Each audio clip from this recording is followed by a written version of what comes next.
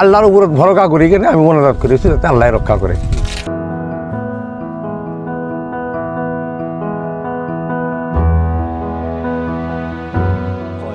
আপোনালোকে চাবলৈ আৰম্ভ কৰিছে এনি লাইফ। হয়, এই মুহূৰ্তত মই উপস্থিত আছোঁ কলগাছিয়া খাৰবাল্লি গাঁৱত এইবাৰ গৰাখহনীয়াৰ যি তাণ্ডৱ চলাই আছে ইয়াৰ প্ৰতিফলত ৰাইজে আচলতে ইয়াত আৱেগিক হৈছে।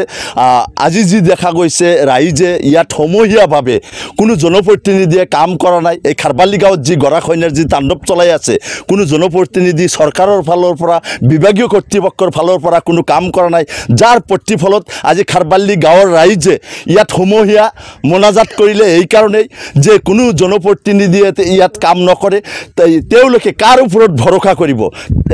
তাৰ কাৰণে আজি একমাত্ৰ সৃষ্টিকৰ্তা আল্লাহৰ ওপৰত ভৰসা কৰিছে যে আল্লাহ যাতে ইয়াত গৰাখহনীয়াৰ যি তীব্ৰ কালৰূপ ধাৰণ কৰিছে ইয়াক কেনেকৈ আচলতে আল্লাহ কেতিয়াই ৰক্ষা কৰিব, সেই লৈ আজি ৰাইজে সমূহীয়া এই নদীৰ পাৰত বহি সমূহীয়া মনাজাত কৰিলে।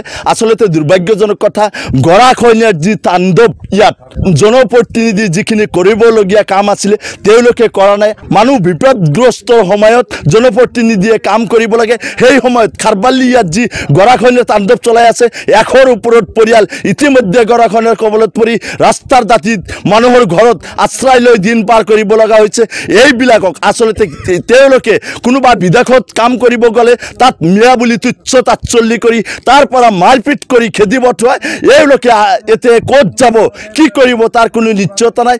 মই পলে পলে মন্তব্য ল'বলৈ চেষ্টা কৰিম। ইয়াত গৰাখহনীয়াত উদ্বস্ত হোৱা পৰিয়ালবিলাক আছে, তেওঁলোকৰ পৰা কিছু কথা জানিবলৈ প্ৰয়াস কৰিম। কি নদীৰ পাৰতে থিয় হৈ আছোঁ। আজি আমাৰ ইছলাম ধৰ্মৰ পবিত্ৰ দিন, জুমাৰ নামাজ পঢ়ি আমি সকলোৱে একত্ৰিত হৈ আজি উপায় নাপায় আমি আল্লাহৰ ওচৰত দোৱা কৰিবলৈ একত্ৰিত হৈছোঁ।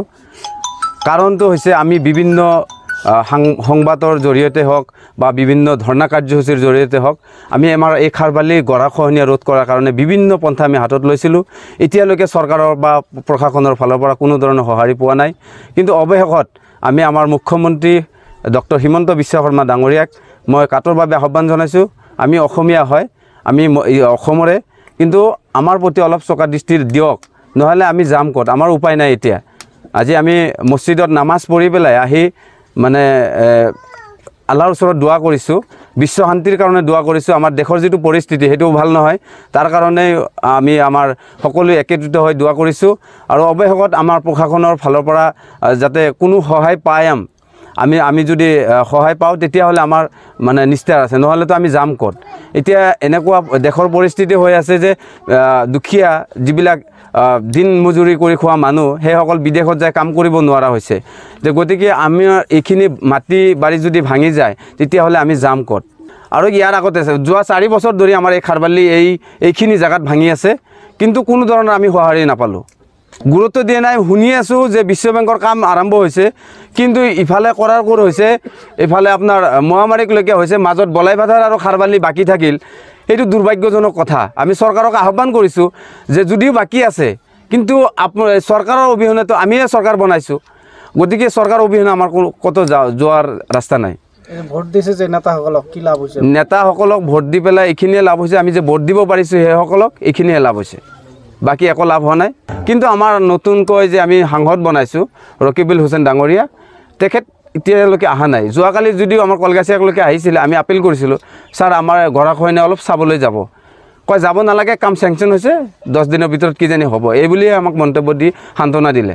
আমি এনেকৈ পোৱা নাই, কাৰণ যদি পালোঁ হয় আমিওতো এই দেশৰ নাগৰিক, এইখন গাঁৱৰে এজন ব্যক্তি, যে যদি উমান পালোঁ হয় তেতিয়াহ'লে আমি জানিলোঁ হয় যে নহয় আমাৰ ইয়াতে উচিৰে কাম হ'ব। কিন্তু এসপ্তাহৰ ভিতৰত মই চৰকাৰক মানে মিনতি কৰি গৈছোঁ, এসপ্তাহৰ ভিতৰত যদি এই গৰাখহনীয়া ৰোধ নকৰে তেতিয়াহ'লে আমাৰ কলগাছিয়াত যাবগৈ, উঠি যাব। কাৰণ কলগাছিয়াত বিভিন্ন মানে অফিচ আদালত আছে, ৰাজহুৱা চক্ৰ আছে, থানা আছে, অসামৰিক চিকিৎসালয় আছে, বিভিন্ন শিক্ষা অনুষ্ঠান, উন্নত মানৰ শিক্ষা নৱজ্যোতি মহাবিদ্যালয় আছে।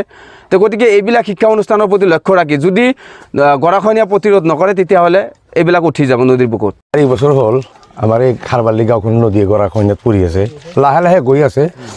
আজিলৈকে কোনো বিধায়ক বা MP মহোদয় আজিলৈকে দেখাও নাই, আনকি আমাৰ ইয়াত DC ছাৰো অহা নাই ইয়াত, বেলেগটো দূৰৰ কথা। ৰাইজে অলপ হেৰি কৰি NGOৰ পৰা অলপ কাম কৰিছিল যোৱা বছৰ, সেইখিনি নদীত গুচি গ'ল। আৰু ইতিমধ্যে দেখাই পাইছে আপোনালোকে গৰাখহনীয়া কিমান খেতি মাটিৰ লগতে বস্তি বাৰী যাৰ যি আছে গোটেইখিনি নদীত যা গৈছে। পৰিয়াল গৰাখহনীয়াৰ কবলত পৰিছে, 150 ঘৰৰ ওপৰত আনুমানিক। তেওঁলোকে ক'ত আছে এতিয়া? কোনোবা বেলেগ ফালে গৈছে, কোনোবাই চৰত আছে, কোনোবাই ভাড়া ঘৰত আছে, কোনোবাই কাৰোবাৰ মাটি অলপ ঠিকা চিকা লৈ তেনেকুৱা আছে আৰু তেনেকুৱা আছে।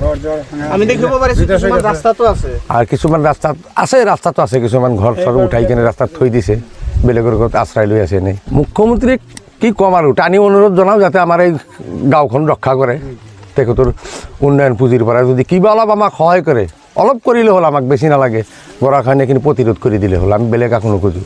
এই নদীৰ পাৰত আজি সমূহীয়া মোনাজাত কৰিলে, ইয়াৰ কাৰণটো কি? ইয়াৰ কাৰণ এতিয়া আল্লাহৰ ওপৰত ভৰসা কৰি কিনে আমি মোনাজাত কৰিছোঁ যাতে আল্লাই ৰক্ষা কৰে।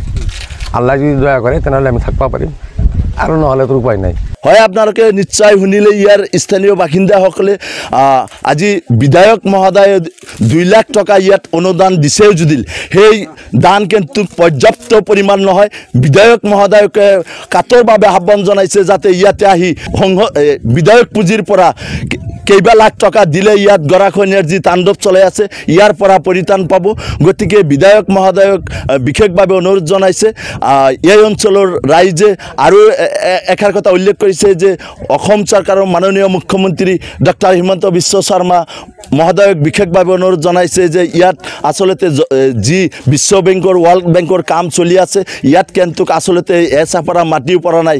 গতিকে বিশেষভাৱে অনুৰোধ জনাইছে যে ৱৰ্ল্ড বেংকৰ কাম অনতিপলমে এই খাৰবাল্লি গাঁৱত অনতিপলমে কৰিব লাগে। ইয়াৰ কাৰণে এই অঞ্চলৰ ৰাইজে দাবী উত্থাপন কৰিছে। এনি লাইভৰ সৈতে মই আমিৰ হুছেইন, ধন্যবাদ। খবৰ মানে এনি লাইভ 24x7 আৰু এনি লাইভ ডিজিটেল। যিকোনো খবৰৰ বাবে যোগাযোগ কৰক 9387734920 আমাৰ এই নম্বৰত।